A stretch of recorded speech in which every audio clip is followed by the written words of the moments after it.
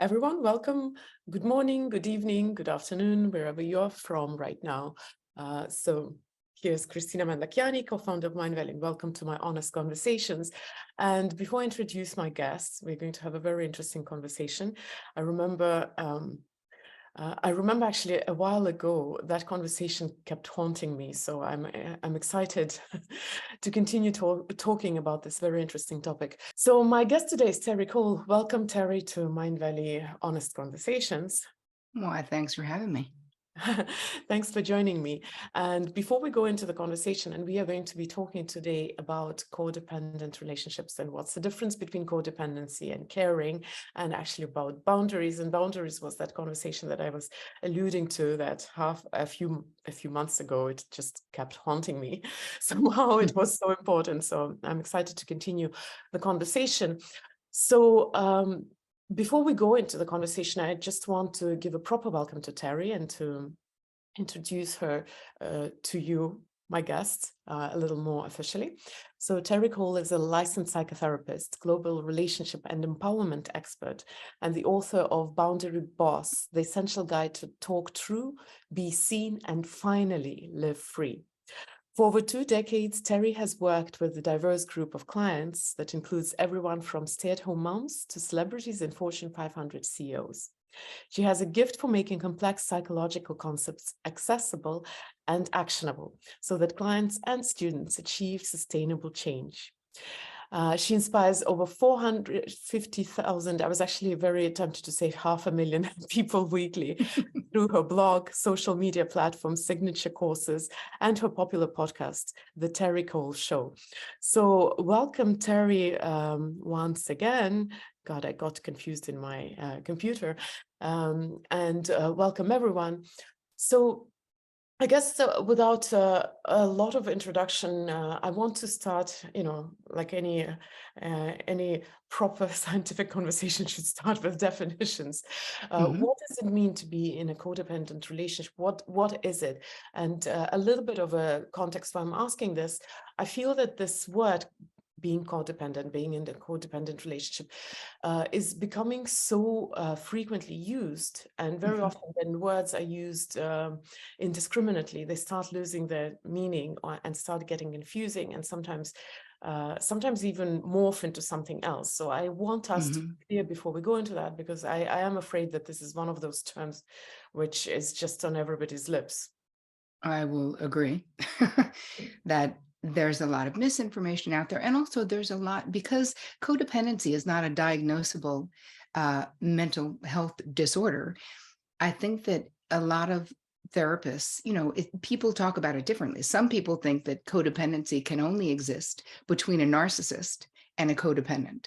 I am not from that school of thought, right? That's one particular school of thought, although there is a lot of codependency when you're in a relationship with a narcissism. And yes, we can talk about a narcissist, we could talk about that. But my definition of codependency is being overly invested in the feeling states, the outcomes, the situations, the relationships, the circumstances of the other people in your life to the detriment of your own internal peace.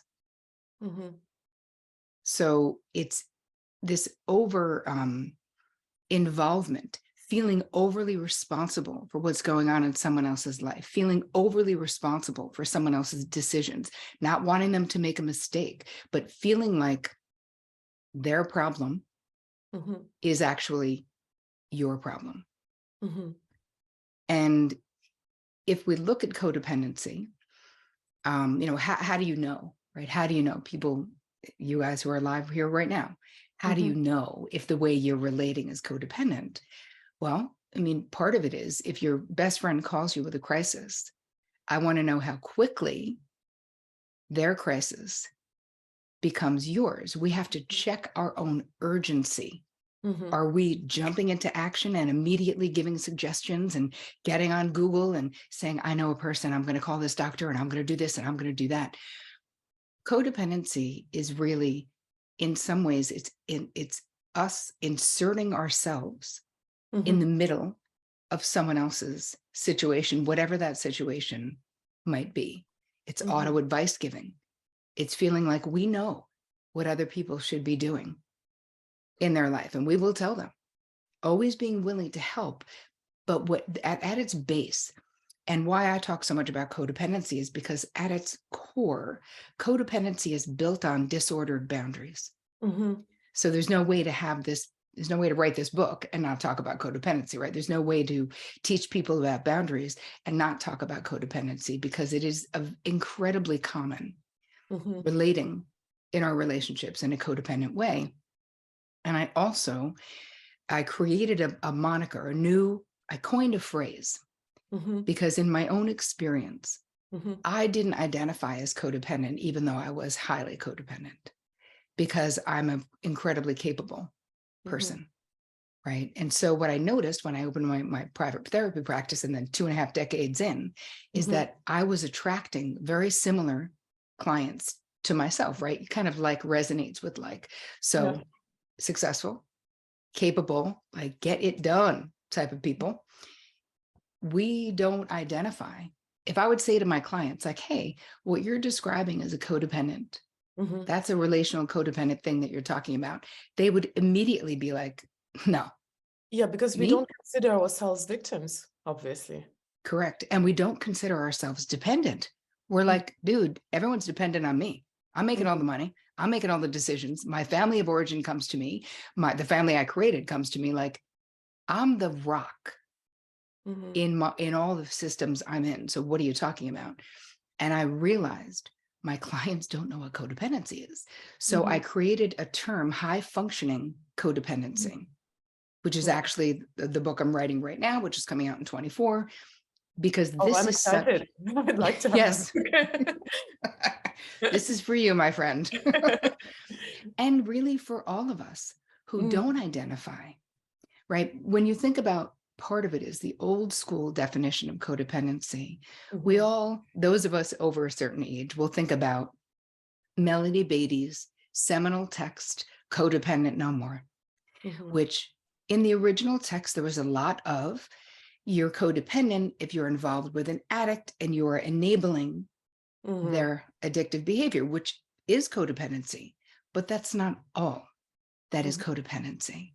Mm-hmm. And what I saw in my practice and in my own life is that I was highly codependent and I was not involved with an addict, right? I could be codependent with anybody. I felt responsible for my mailman, for my hair colorist, like any person who had an issue. I'd be like, I'm your gal. What can I do to help? How? This is what I think you should do, you know? So I want to ask a question because as you were describing a situation with a friend, I had a very strange feeling that contemporary society almost encourages certain codependent behaviors, because what you described sounded like just a very good friend. We Mhm. also even though we don't say that, but we do praise parents for overprotecting their children. I know Mhm. we talk about helicopter parenting and everything, but actually we do almost encourage a certain kind of behavior. So how do you really draw a line? Because we want to be good friends, we want to care, and the whole idea that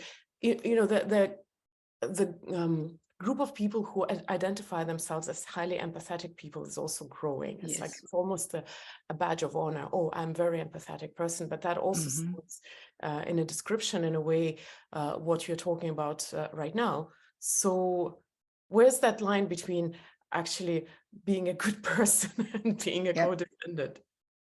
Well, here's the thing. We need to go further into what drives our Mm-hmm. behavior when we are jumping to fix for a friend, when we are making suggestions immediately, when we are on our other phone calling someone for them. What is driving that behavior? And what I've come to find out in my own life and in being a therapist for 25 years is that we are very uncomfortable with our friend being in pain. Mm-hmm. It is our own discomfort that is driving us to want to take care of this as soon as possible. Now, to be a good friend, right? I'm not saying you don't take your friend's call. I'm saying being a good friend is, first of all, having faith that your friend Mm-hmm. actually should be the decider, that your friend's sovereignty whether they make a mistake, quote unquote, or not. It's their friggin' life, right? It's their decision to make. And this desire to control, because another thing that people don't talk a lot about with codependency is what it really is. It is an overt or a covert bid to control the outcomes of other people. So to be a good friend, as not being actively codependent in my life, my friend comes to me with a problem, she's in a crisis. The first thing I say is, what do you think you should do? What does your gut say? Because I trust your gut. So if you did know the answer, what would it be? How can I best support you? What would be helpful right now? Rather than assuming that even as a therapist, even though I do know a lot of times, like I think I know what someone should do, it doesn't mean that that's my decision to make. And it's not loving. It's a way of managing people, even though your heart might be in the right place and you might be an empath. I'm a massive empath.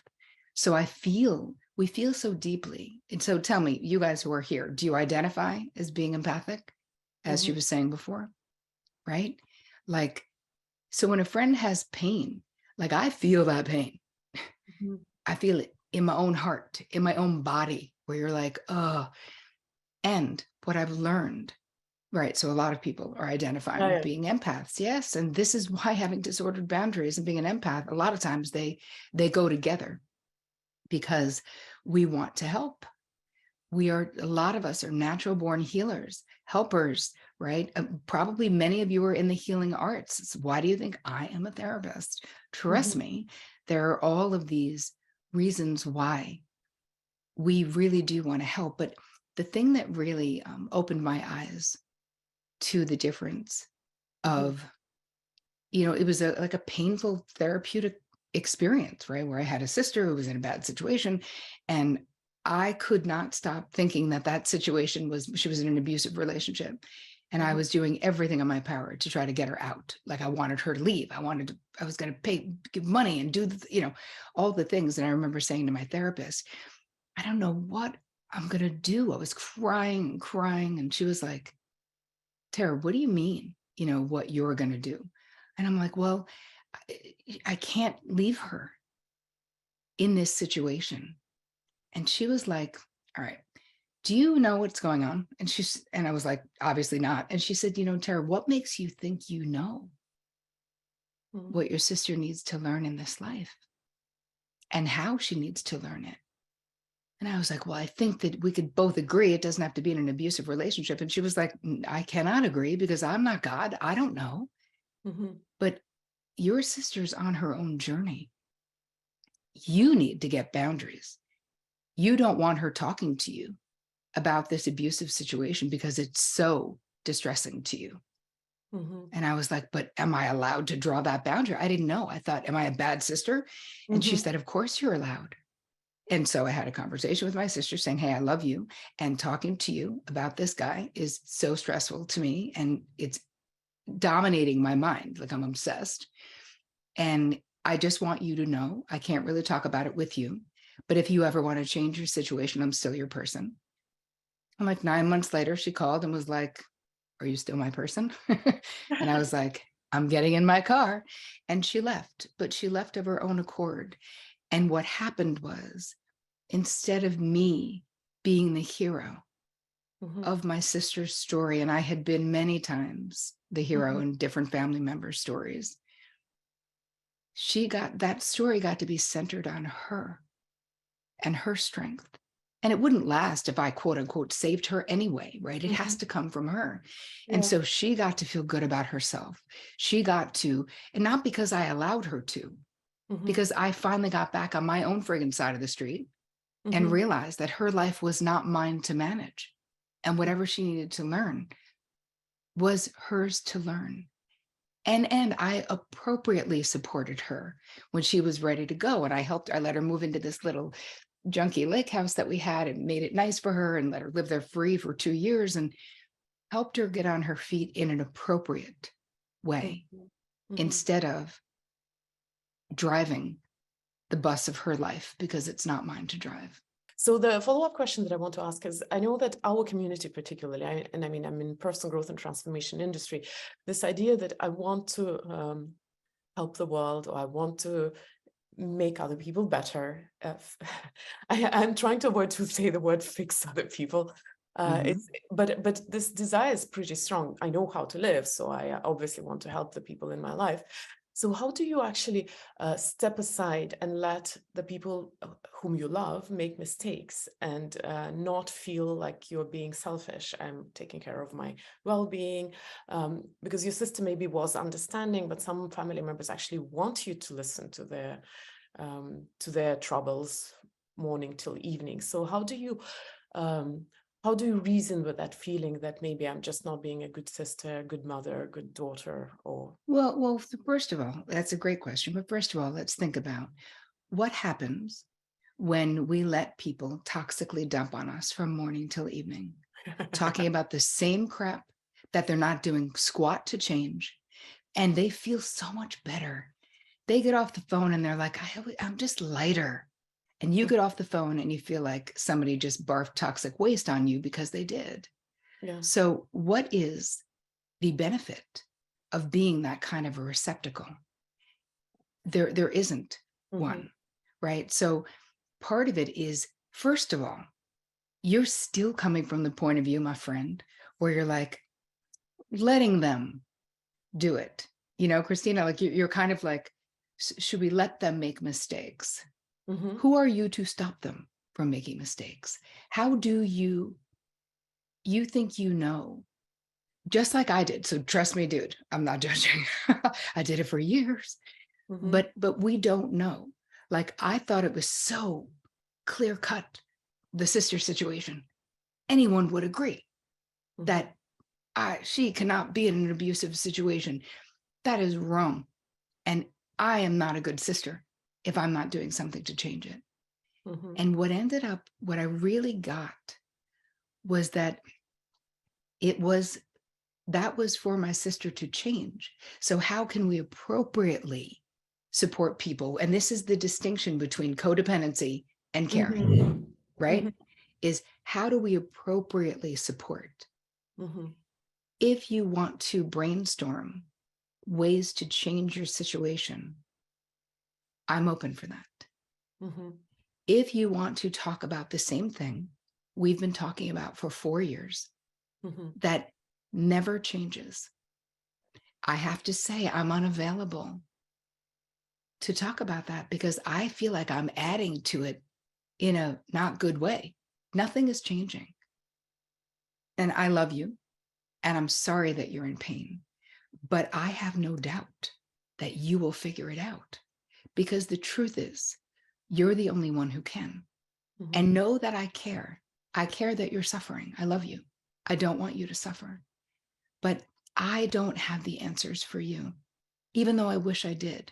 I can suggest all the things in the world, but it's for you to take action.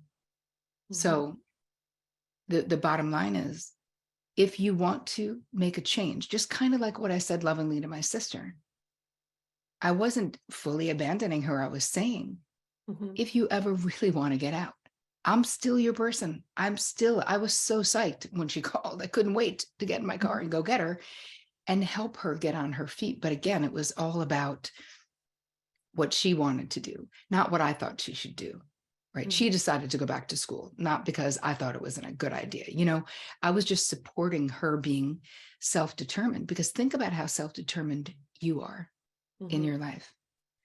Do you like it when other people are like, I think you should do this, and I don't like how you're doing that, and I don't know why you didn't do it this way?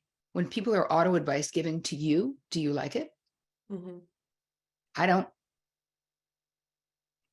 appreciate it. If I'm not asking you for your advice, do not give it to me. I'll figure it out. And trust me, when I want your advice, I'll ask. Of course, I have mentors in my life whose opinions, but the thing is, I don't let just any Tom, Dick, or Harry weigh in on my situation. I don't. I'm not interested in what they have to say about my life. If you're my friend and you love me, support me, and care that I'm in pain, and have faith I'm going to figure it out, because I am. So I want to talk about a few nuances, and then I'll give a chance, Bianca, to someone from our audience to maybe ask their Sure. question. But one of the nuances would be, there's one thing is advice, and people generally are cautious with advice, but then there's, sometimes we call things by different names. Somebody might say it's just a feedback, you should hear that, or maybe they are setting their boundaries. How do you know what's the difference? Because we can't completely cut off all the feedback as well, because obviously there are situations where we need to hear things which maybe are not to our pleasure. Well, here's the thing. Do I need to hear feedback from someone whose opinion I don't respect? Mm-hmm. No. If they have feedback for me about how I behave towards them, then of course then yes, I'm open to hearing that. But when it comes to, like, I feel like there's this indiscriminate in a lot of family systems. Mm-hmm. People feel like they have a right to weigh in on every friggin' move that you make. And that is very enmeshed behavior, and that's disordered boundaries. And I'm not open for that. I will say to my mother, it doesn't mean she always listens. She's 85. Does she always listen? No. I mean, and because she's 85, I sometimes just let her say it. But I mean, for years, I'm like, Mom, I am not open to hear that right now. I am not asking you for your opinion. Because if I told her something upsetting, she'd be like, well, I don't even know why you still do that. You should just quit that job or what. Like, she just wants her pain about my pain to end. And I would say, hey, Mom, if you continue to spontaneously give me advice I don't want and have not asked for, I will stop talking to you about these things. And she eventually got it, because I have a very close, it was worth it to me to put in the time, because I have a good relationship with her and I know she's coming from love. And, it takes a minute to teach some old dogs new tricks, but she got it eventually. We have some people joining us, but before you guys join, I promised a few nuances. So the other one would be, so one thing is when, in your case, for example, sister was suffering and she probably also recognized she was suffering, at least she had something like that to share. Yeah. But what do you do if you feel like another person who's dear to you, whom you love, for whom maybe you have responsibility, is not even aware of the problems they're in or the problems they're getting in? How do you avoid that feeling that I have to go and save the day?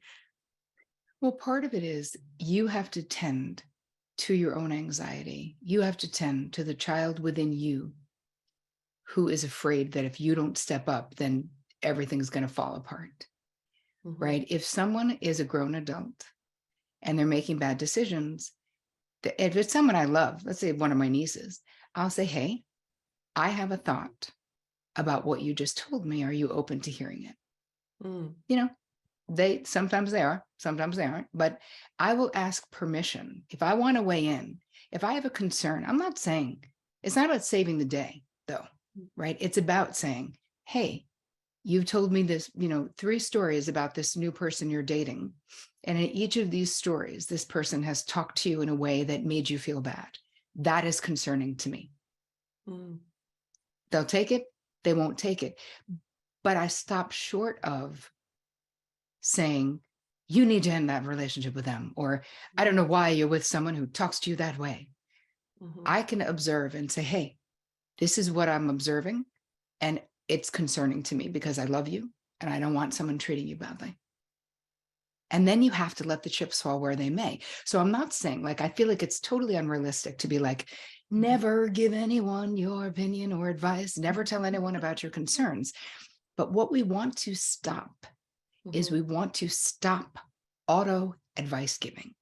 We want to stop this Miss Fix-It or Mr. Fix-It vibe from the second someone has a problem. This blocks intimacy in your relationships. You, even with children, little kids, I always will say they have a problem, and I'll always say, all right, what do you think you should do? We're teaching them critical thinking. We are teaching them problem solving. We are not swooping in, at least in my family, to be like, I'm going to talk to their parent immediately. I want this kid to grow this deductive reasoning, the skill. Oh, this happened because I took this action. Okay, well, there's a consequence for acting out in class. And now I'm sad that I have the consequence. Right. But you acted out in class, and that is the consequence. So I think that we're really talking about approaching it differently. And I just want us to put the brakes on the desire to fix, because as someone, Kathy G, said exactly, I just want my pain about your pain to end. I want you to remember that if this is your driving force, even if it's unconscious, it is not coming from love. That is a compulsion to protect ourselves. So if you really want to be loving, we need to realize we're not that fragile. The people in our lives are not that fragile.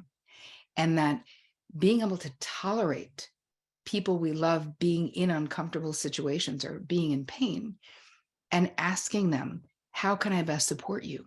Or what do you think you should do, is a way more loving thing to do, because it's minus the assumption that we know, that I know what you should do, even if you have great ideas. In reality, because they're on their own journey, you don't know what they should do, and you don't know how they have to learn, just like with my sister. So thank you for clarifying these points, and I'm very painfully aware that there are people waiting to join into the conversation. So I will, I guess Alexander, no, actually it's David, sorry. David, hey David, good to see you again. Hello, Christina, nice to see you again. Hello, Terri, thank you for your beautiful insights. And sure, I'm going to share a question that is very personal, and I feel like my situation is a bit different than what you're describing. Instead of wanting to help my partner, my attention goes towards my partner, like it's like a magnet. And I think about, okay, so what is she doing? Is she writing me? Is she, and it takes a great deal of energy of mine. So I meditate, I dance, I do so many practices to center, but I'm kind of wondering, what is it? Is it codependency? Is it I'm very caring and that's how many people define love? Yeah, you want the other, and I've been working on. Okay. Right. No, I totally got you. I know exactly what you're saying. So you have a preoccupation with your partner. You are zeroed into her, what she's doing, what she's not doing, right? Like, why is it taking so long for her to get back to me, or whatever? And is there more information? I didn't mean to cut you off, David. Is there more information that you wanted to say? My interpretation has been to work on the I'm being the son and she's being the mother, and I'm looking for my mother's attention. That's been my interpretation, and I've been working on breaking that pattern. I don't know what's your take on that. Actually, I think that's very insightful.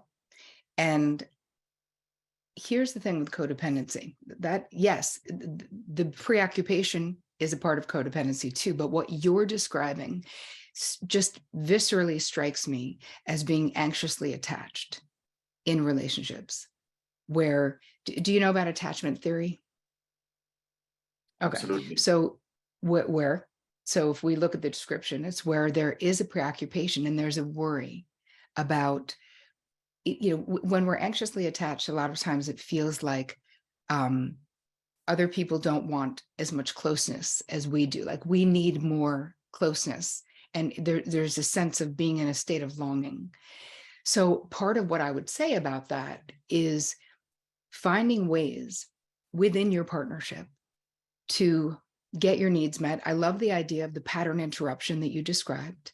So you meditate and you dance and you move away, but you're within the dyad itself, within the couple itself, it's finding ways, healthy ways, to get your need met. Because, David, it sounds like you have a lot of insight into the fact that your preoccupation, right?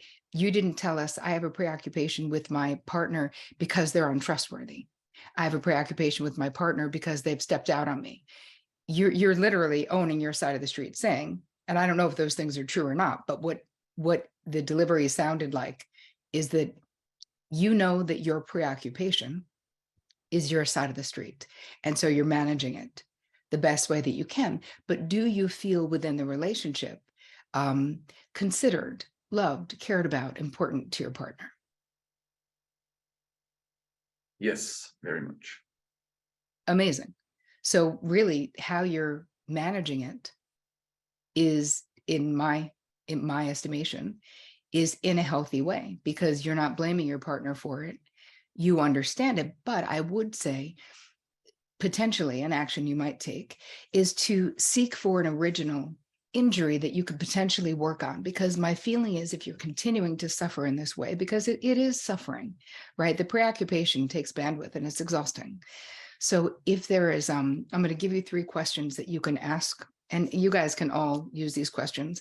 I call them the 3 cues for clarity, like 3 questions for clarity.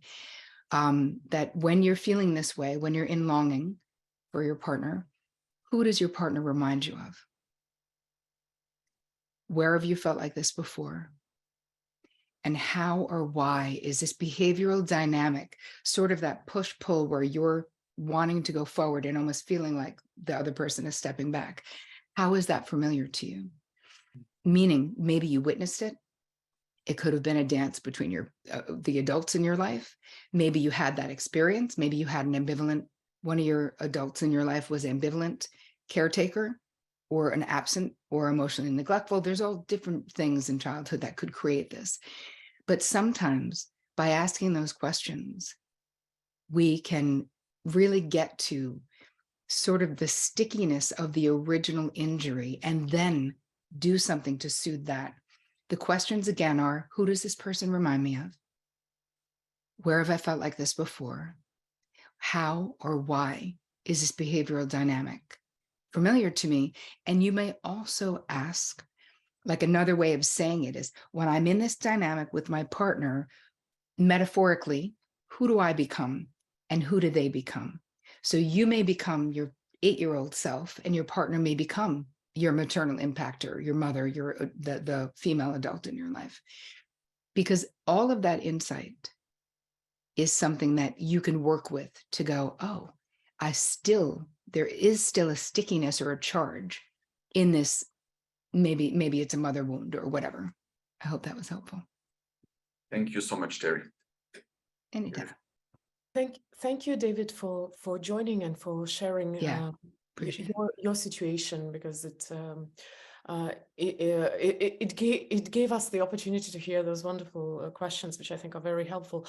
Here, I want to ask, before I pass the word to Alexander, I want to ask one more question. So when you do remember, for example, a situation from the past that might have triggered the whole cascade of getting into this relationship, how do you actually heal that? Because, and why I'm asking that is because it's not related directly to codependency, but I have a fear of water, which I actually can remember the situation in the past which had triggered it. So I have cases in my life where I kind of remember the initial trauma, but it doesn't help me in the current day anyway. So how do you heal that? Well, with something that if it's still sort of plaguing you now, so we are reacting in current time from being driven, right? The energy is driving us from an unresolved situation from the past.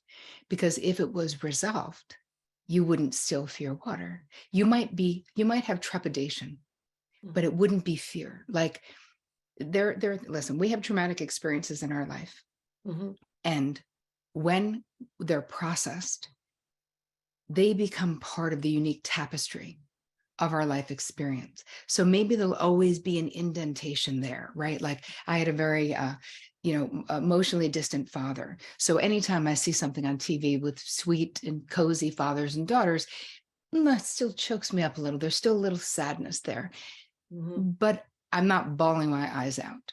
I'm not avoiding stories about fathers and daughters, right? It's not negatively impacting my daily life. There's an indentation. There is a little dip in the tapestry of my life when it comes to that, because I've woven that in. So with anything like what you're talking about, I think that what could be very helpful is either EMDR, which is this is something, a modality used for trauma. It's a rapid eye movement. A lot of people use EMDR now. It's very readily available. People, you can do it virtually, like on FaceTime with people. But I would go back, if you go back to the original injury, even though you're aware, right? You said, I'm psychologically aware of the original injury. I would also ask you, if you were my client, if you're my therapy client, I would give you journal prompts around the original experience to see, is there more to say? Did the child that was you get a chance to be properly witnessed in that very scary experience? Can you write down what happened? Can you write down what you wished happened? Can you write down how it felt, what you thought was going to happen to you? What were the actual fears in that moment? I would say journal that and be very dialed into how you're feeling. If it gets too activating, step away, make a cup of tea, come back, like chill, right? We don't have to, this has been many years. We don't have to do it all today, but there might be. And then let's say when you're done journaling that, find somebody very safe who's not going to weigh in. We don't need anybody's opinion. We just need a caring witness, right? A loving other to witness. And then I would do a ritual burn of the journaling. After the person witnesses, they say, is there anything else you want to say? You let yourself, and then as you burn it, I always say, I'm so happy and grateful now. I am free, right? I feel this liberation from what I've intentionally, I am giving this experience back to the universe. I'm done with it, but you're not just done with it by cutting it off. We're done with it by processing it. So maybe that would be helpful, Christina. Yeah, thank you so much. It's a very, very helpful explanation. And I'm again painfully aware of the time. Unfortunately, it flies too fast. There's Alexander waiting to join the conversation. Please do. Hey, so I'm passing the microphone to you. Hey y'all. Thank you for all of your advice on everything. It's been really helpful for my personal life. I did have a business side of a question to apply your tips to. I recently started a life coaching business, like a mentoring business, and I was wondering how to apply your tips into coaching a client. Like, where do you cross the line of them asking you a specific question and wanting advice and seeing, like, observing something in their life that you think you could help with, but not putting your advice onto them? Great question. And a very different question, Alexander, because you are in a position, if someone is paying you for your mentorship, for your coaching, I would still approach them before I weigh in. And this is in therapy land too, right? I always want to know what the person thinks first. So I would still say that that is a productive and appropriate way of approaching coaching clients, where we want people to think. We are teaching people to think as coaches, as therapists, to think in a different way than they're thinking right now. So every tool and every strategy that I give to clients, I'm impacting the way they're going to approach that next problem, right? And that's your job as well. So I think it's okay because they're paying you for your opinion, right? I mean, this is what they're doing. But I would say the same way I do with kids, the first stop is always, give me your ideas. What do you think you should do? How do you think you should solve this? I've done a lot. You guys, if you go to my YouTube channel, I mean, I got literally 500 free videos for you. So what might be helpful for you, Alexander, is going there. And I've done a whole thing on boundaries and business. And it's a combination of things that you can use to actually help your clients establish healthy boundaries within their own businesses. But you can also do it within your business, because being proactive when it comes to boundaries for your business just will save you so much money and time. It just letting people know, having proper agreements, letting people know the way you work, best time to get in touch with you, what you work constantly. If you want to be successful in business, you need to be managing the expectations of others, letting them know exactly what they can expect from you, exactly what is in your purview. A lot of times people will want to, if you're an independent contractor, people will want to add something. They're like, oh yeah, now we have this other great idea of what you're going to do for us. And you have to be able to say, oh, hey, that sounds amazing. I'm totally into it. It's actually not covered in our original contract as per paragraph 6B, but I'm happy to add it. So I can come up with, let's talk about what it is. I'll come up with a fee and then we'll talk about it. Like, you have to get fluent in doing that, especially if you're an empath and an overgiver, because before you know it, you're doing way more work than you're not being paid for it. Anyway, I hope that was helpful. Yeah, absolutely. Especially with the part with the empath and like overdoing. So thank you. That was really helpful. What is your YouTube? Just Terri, you can go to, I don't even know, just look up my name, Terri Cole, Terricole.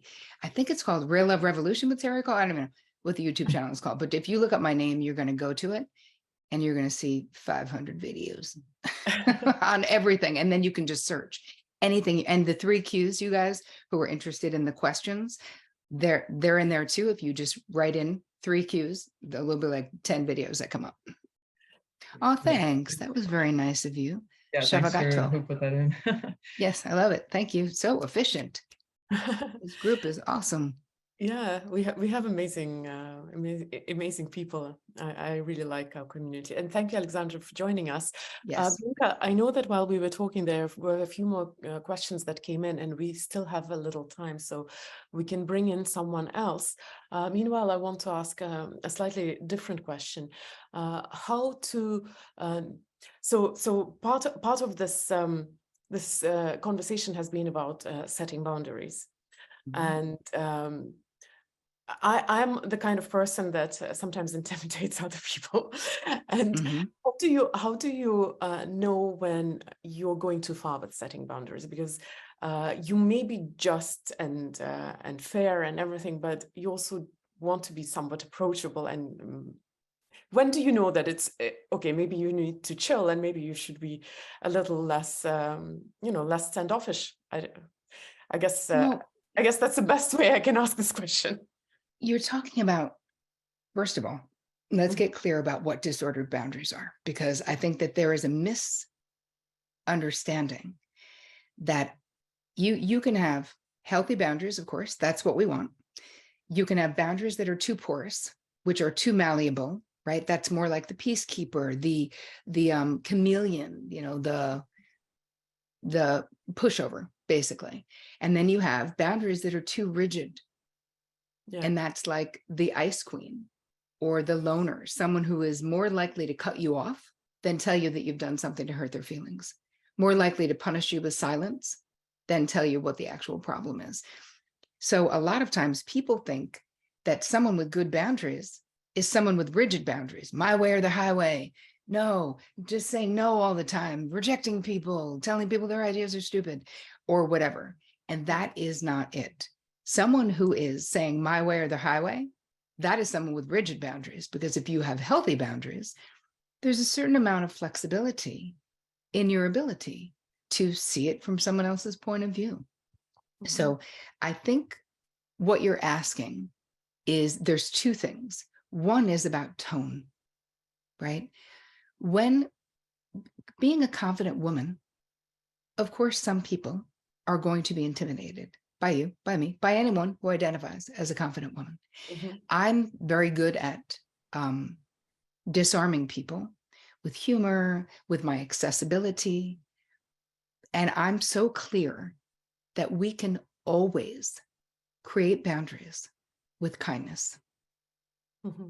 Always create boundaries with love. If I'm setting a boundary with someone that I love, I always start with sweetness. I always start by saying an appreciation. I love that you always think of me. And I actually can't go to that thing you invited me to, or I don't want to, right? But those things can be true. So it's becoming, when you become fluent in the language of boundaries, you realize you don't have to be aggressive. And it doesn't mean you can't be. If Bob from accounting is being like inappropriate with you, yeah, a little heat of telling Bob to stop making comments about your clothing or your ass or whatever it is. Yeah. A little heat is appropriate. Make sense? So how do you become fluent in the language of boundaries? Well, you start with, you got to know yourself. That's how we start. And the way that I teach it in the book and in my courses, I actually am launching Boundary Bootcamp, and I'm doing it live, which I don't always. So this is the only time this year, and that's going to be in the end of May. So that's going to be, I don't know if the link is live now, but it's terricole.com/boundaryboss 2023. You have to go in before we go out. And here's the thing. Everybody wants a shortcut. Everyone is like, give me all the scripts. In this book, there's literally an entire chapter of just scripts. But here's the thing. If you don't understand your downloaded boundary blueprint, meaning why you relate to boundaries the way that you do, and I walk you through it in the book, and I walk you through it in the course, I could give you perfect words, literally the most perfect words, but you won't be able to. You will not be fluent in boundaries because it has to come from understanding why it's so friggin' hard, understanding the way you were raised. Most of us were raised and praised for being self-abandoning codependents. Yeah. And if you don't deal with that first and understand, like, oh, it's so hard for me to say no because my mother was such a people pleaser. And I learned at a young age that to be a good woman means to be pleasing to other people. Like, don't be so hard on yourselves. Like, so many people are like, I'm so bad at it. I don't get it. You have every reason to be bad at it.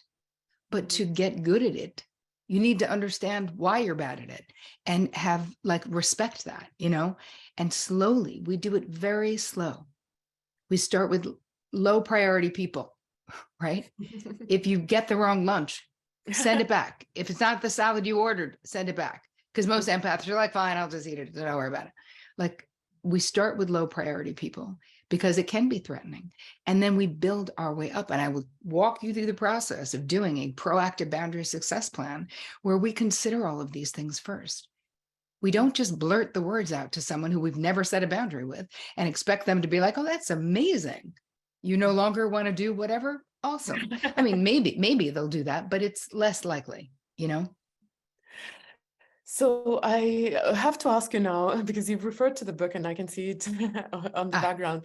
Can you present your book a little bit? Just say, you know, Sure. where to get it, so what's going to happen. I mean, I already guess what's that about, but yeah. Yes.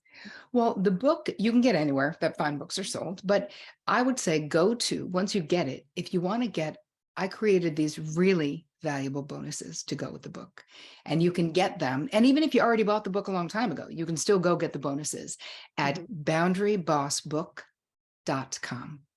Just boundarybossbook.com. Because I just want you to get the bonuses because I made them for you, actually. So it's like meditations and there's lessons and there's all types of stuff. And I also have a gift for everyone here and anyone listening to this that, and it's a lesson and it's about, you know what it's about. It's about boundaries and codependency because that would make the most sense. And you can get it at boundaryboss.me/Mind Valley. Oh, nice URL. Thank you for that. So I want to ask Bianca if there are any questions. I don't see people joining right now, but could you give us an information what's happening with the questions there? Yes, we actually have some questions, but it's from anonymous attendee. And if you're comfortable, I can read the question. Yes, One of please. them. Sure. Yeah. How can individuals overcome the fear and guilt that often comes with setting boundaries, and how can they learn to prioritize their own needs and well-being? Well, that's a great question. And I have to say it's a long game. The first thing I would say is I want you to question the guilt. I want you to not run away from it. I want you to turn around and look at it and really look. Are you feeling guilty because someone taught you that taking care of yourself is selfish? Because I know somewhere inside of you, you know it's not, right? Guilt is appropriate, right? Guilt can be appropriate. It can be we can decide that maybe we did something wrong. Maybe we were mean to someone and we feel guilty. And now we can take a reparative action. We can make amends. We can say we're sorry. But when you have guilt about not overgiving to others, when you have guilt about not being last on your own friggin' list, you have guilt about taking care of yourself, asserting your preferences, your limits, your deal breakers. that is an inherited guilt. That is a taught, right? That's a learned guilt. That is modeled behavior guilt. So I ask you to question it and to allow yourself, because in the beginning of setting boundaries, you're going to set a boundary and really want to take it back. Like, wow, we just want to call them up and be like, forget it, it's fine. And so I always have the 48-hour rule where I say, you got to sit with it for 2 days. Do not take it back, because you're not going to want to take it back.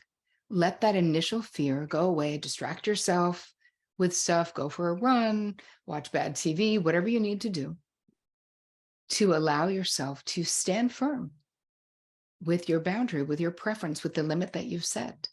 And it's also okay if some people don't like it. Like, nobody's going to die because you're not getting the approval of every friggin' person in your life. It's okay. And you can say, if someone's like, I'm really disappointed that you, whatever, you can say, I see that. I'm really sorry that you're disappointed. And yet I still must stand by this boundary because it's important to me. I love you, right? And I see that you're upset. But I'm not changing my mind. I can love you and you can be disappointed. We can still have a relationship, because what happens is when we self-abandon, that is more depressing. That is more toxic for us, to endlessly throw ourselves under the bus, to prioritize everyone else above ourselves. It doesn't make you a better person. It's just you living life in fear. And we need to really look at the truth of that, right? Because your preferences, your limits, your desires, your deal breakers, they don't just make up your boundaries. They actually make up who you are, you know? And it matters. Thank you for this answer. And Bianca, if there's any more questions, I think we'll have time for one only. Sure, sure. How to create healthy boundaries towards maintaining my own well-being and protecting myself from negative or unhealthy relationships. All right, say it again. One more time. How to create healthy boundaries towards maintaining my own well-being and protecting myself from negative or unhealthy relationships. Well, first, identify the unhealthy relationships that you have in your life currently and decide what you're going to do with them energetically. Step back, move those people out of the VIP section of your life. They shouldn't have unfettered access to your most tender heart, right? We keep people who are unhealthy an appropriate distance from, which means we don't make ourselves fully vulnerable to those people because they are not emotionally trustworthy. So before you worry about other people, take care of your side of the street right now. Who's in your VIP section? And if you go onto my YouTube channel and just look up VIP section, trust me, you'll, I probably did 4 videos on it.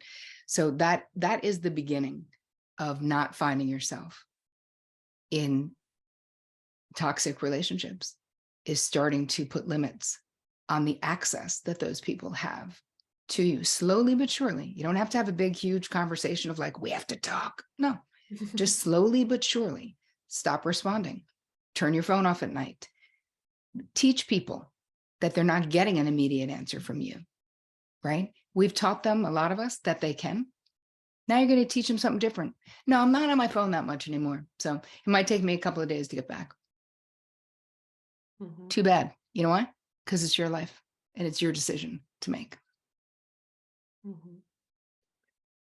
Thank you so much for that. It's been a very interesting conversation. Unfortunately, we have to finish it. And I really love these conversations. And I was hoping we could talk about narcissists a little bit as well. But ooh, let's do this again and talk about narcissists, shall we? Yeah, I think it's such an interesting topic.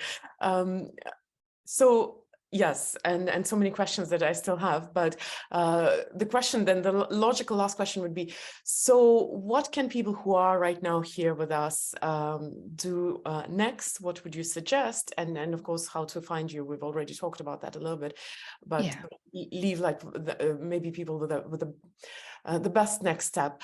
Meanwhile, those who are with us live right now, I want to do my traditional request, ask you to leave a heart for my guest. And those who are going to watch it later in recording, then just leave it under the video. So yes.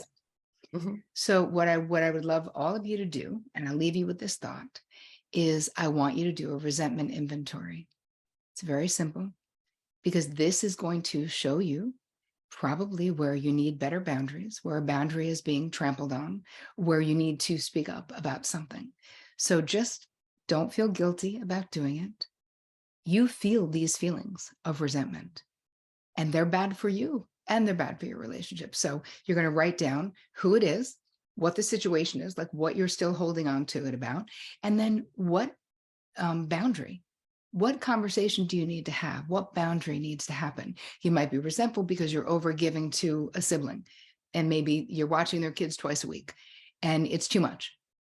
So you can look at that and go, I'm really resentful of that. What might a boundary be? Oh, maybe you tell your sister, you know what? I love being with the kids. I can only do it on Mondays. I can't do both Monday and Wednesday anymore because my plate is too full. That's okay. What will happen is when we start managing where we feel resentful, where, first of all, the quality of our life increases so much, but also the quality of our relationships increases so much. So that's what I would say is like a first step takeaway. And then make sure that you go to boundaryboss.me/Mind Valley if you want more on the codependency stuff. Thank you so much. It was a very wonderful conversation. Thank you, my guests who come and listen to these conversations regularly. Yes, I really appreciate your presence, your live presence here. Thank you, Bianca, actually, for having my back today. And well, Bianca has left, but never mind, she had my back, and it's in yes, and mine too. Thank you. Yes, Terri, thank you once again, and it was a pleasure. And maybe we'll have another conversation and dive yet deeper. I love it. Thank you for having me, you guys. I appreciate it. Bye-bye. Bye.